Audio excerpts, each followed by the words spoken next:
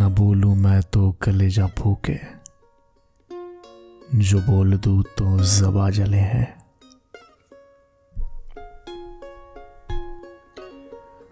मुझे ना कहानियां सुनाना बड़ा पसंद है। लोग आंखों में चमक लेकर मेरी कहानियां ऐसे सुनते हैं जैसे मैं उन्हें किसी और कहकशे में ले जा रहा हूं। मेरी कहानियों से मैं लोगों को रुलाना जानता हूं, लेकिन ज़्यादातर हंसाता हूं। इसलिए लोगों को मेरी कहानियां बड़ी पसंद है और मुझे कहानियां सुनाता हुआ मैं। लेकिन कुछ कहानियां सुनाने की कुछ कीमत चुकानी पड़ती है। कुछ कहानियां सुनाओ तो ज़बान जल जाती है, और अगर ना सुनाओ तो कलेजा फूक जाता है। इसलिए मैं सह के जो कहता हूं, कह के फिर वो सहता हूं। जितनी बार अपना दुख कहता हूं, उतनी बार उसे फिर सहता हूं। इस कश्मकश में कहने को अल्फाज भी नहीं, मगर सहने को एक उम्र पड़ी है अभी। कुछ कहानियां बयां करने के लिए किसी बेकस धूप से जलती टार रोड पर चलना पड़ता है, तब जाकर ये सब बाहर निकलता है जो निगला हुआ है बगैर पानी के। और पेशा भी ऐसा चुन रखा है ना कि बाहरी तौर पर सख्त पेश आना बहुत जरूरी है। और ये कहानियां याद करना, उन्हें कागजों पर उतारना, कांच या पत्तों के महल बनाने के मानिंद है। एक हवा का झोंका और सब तितर बितर। उतना समय भी नहीं होता, इसलिए शायद महीने साल गुजर गए, तब जाके किसी के कहने पे आज ये सब लिख पाया हूं। मेरे लिखने पढ़ने का सफर थोड़ा सा अजीब रहा है। 2009 की बात है और मैं सेकंड ईयर में पढ़ रहा था। तो हर शख्स जैसे अपनी शख्सियत की खोज में अंदरूनी तौर पर थोड़ा सा जख्मी महसूस करता है, तो अपने बोलने की काबिलियत को खो बैठता है। तो यही मेरे साथ हुआ था। मैं महसूस तो बहुत कुछ करता था, लेकिन बोल नहीं पाता था। और ऐसे ही किसी दिन मैंने कलम उठाई और कागज़ पे लिख दी मेरी पहली नज़्म। आज उसे मुड़ के देखता हूँ तो बड़ा बचकाना सा लगता है, लेकिन उसमें सच्चाई बहुत थी, मासूमियत थी, सादगी थी। और धीरे धीरे जैसे साल आगे बढ़ते गए तो वो एक पोएट्री का कैनवस मुझे अधूरा सा लगने लगा।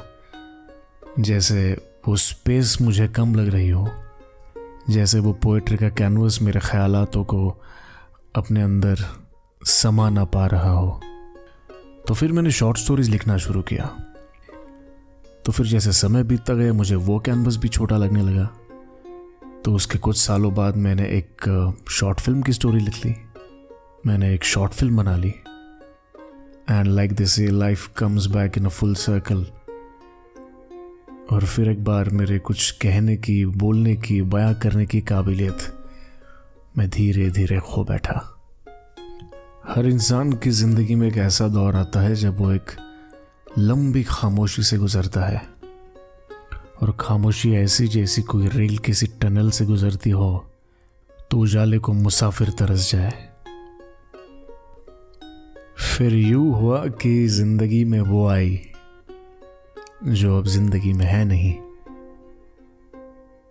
उसने मुझे किसी स्टेज पर कोई नज़्म सुनाते हुए सुन लिया और बड़ी सादगी से उसने कहा कि तुम अपना पॉडकास्ट क्यों नहीं शुरू करते। And that introvert in me rubbished that thought with a laughter कि नहीं यार, ये नहीं हो पाएगा। लेकिन धीरे धीरे उस ख्याल ने अपनी नींव रखी and my resolve became stronger.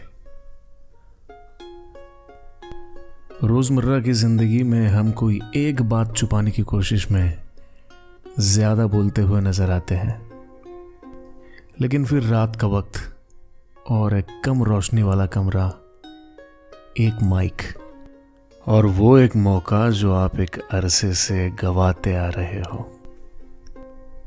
मकसद कुछ नहीं, ना पब्लिसिटी, ना पॉपुलैरिटी, ना पैसा। ये सिर्फ मेरे अपने लिए है। 30-31 साल की उम्र में बहुत कम चीज़ें मैंने ऐसी की है जो मैंने सिर्फ अपने लिए की हो, जिसमें सेल्फ एक्सक्लूसिविटी हो। तो ये उन्हीं चीज़ों में से एक है। इसे सुन के अगर एक इंसान भी इस चीज़ के साथ आइडेंटिफाई कर सके तो मैं समझूंगा ये इनिशिएटिव सफल है। इस पॉडकास्ट का कोई थीम नहीं है। इस पॉडकास्ट को मैं स्ट्रीम ऑफ कॉन्शियसनेस के प्रिंसिपल पर बेस्ड रखना चाहता हूँ। लिटरेचर में स्ट्रीम ऑफ कॉन्शियसनेस एक ऐसा नरेटिव मोड है जिसमें आपके जहन में जो बातें चलती है उसी सूरत में कागज़ पर लिखी जाती है। उसका कोई फिक्स्ड फॉर्मेट नहीं। आपका mental state at any given point of time जितना अनसर्टन, जितना बेचैन, जितनी बेवकूफ़ी के साथ चीज़ों को सोचता है, बस उसी तरह आप उसे उतार के सामने रख देते हो। तो मुझे कोई कहानी अच्छी लगे, मुझे कोई फिल्म अच्छी लगे, कोई किताब अच्छी लगे, कोई गाना अच्छा लगे, किसी शायर की कोई शायरी अच्छी लगे, किसी दिन मौसम अच्छा हो जाए, किसी दिन बारिश हो जाए, कोई वाक़या हो जाए, कोई याद आ जाए, वो सब मैं यहाँ कहूँगा।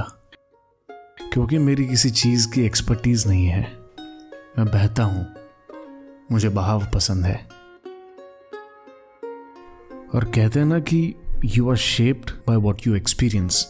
तो मेरे पॉडकास्ट सुनने का जो प्रेफरेंस है वो ये है कि मैं दिन ख़त्म करके बत्ती बुझा के बिस्तर में लेटा लेटा ईयरफोन्स लगाकर कुछ सुनूं तो वो मुझे सुकून दे।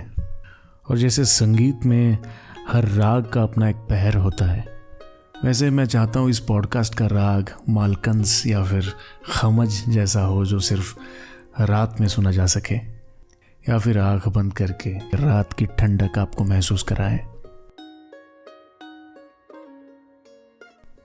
मैं सपने बहुत देखता हूँ, दिन में, रात में, एकदम बेशर्मी के साथ सपने देखता हूँ। और जो मुझे जानते हैं वो जानते हैं कि बीच बातचीत में मैं अचानक से जोन आउट हो जाता हूँ, कहीं खो जाता हूँ। तो थोड़ा सा एब्सेंट माइंडेड हूँ। और मेरी ख़ास बात यह है कि मुझे नींद वाले सपने याद आते हैं। कई सपने सालों पहले के याद आते हैं, कई सपने सालों बाद याद आते हैं। मैंने 2011 में स्ट्रेंजर्स नाम की एक शॉर्ट स्टोरी लिखी थी। वो दरअसल एक सपना था जो मैंने नींद से उठकर अपनी मेज़ के सामने बैठकर लिखा था। तब मैंने अपने ब्लॉग का नाम द रिसाइटेड ड्रीम्स रखा था। और ये पॉडकास्ट मेरे कई सपनों में से एक सपना है, तो मुझे लगा क्यों ना इसका नाम भी द रिसाइटेड ड्रीम्स रखा जाए। सपनों की पोटली जैसे भर गई है, और जब कुछ भर जाता है तो उसे बांट देना चाहिए। क्या पता किसी और को ये सपने काम आ जाए, किसी ऑल्टरनेट यूनिवर्स में मेरे सपने किसी और के सपनों से टकरा जाए। और अगर ऐसा होता है तो मैं इस पॉडकास्ट के मकसद को मुकम्मल समझूंगा। दरअसल मेरे लिखने से मुझे एतराज़ है। मैं लिखता इसलिए भी नहीं हूँ कि लिखने के लिए ख़ुद को जिस वबा से गुजारना पड़ता है उससे उभरने के लिए बहुत मुश्किल महसूस होती है। आपकी जो वल्नरेबल साइड होती है कई बार वो उसमें झलकती है, तो कई दिनों बाद थोड़ी शर्मिंदगी महसूस होती है। इसलिए इस पॉडकास्ट की कंटिन्यूटी को लेकर मुझे खुद थोड़ा सा डर लगा रहेगा, क्योंकि मैं तैरता कम हूँ और डूबता ज़्यादा हूँ, लेकिन बच जाता हूँ। तो ऐसे ही किसी रात को डूबते डूबते बच जाऊँगा और एक नया एपिसोड पेश करूँगा। ख्याल रखिए, तब तक डूबिए मत, बचे रहिए।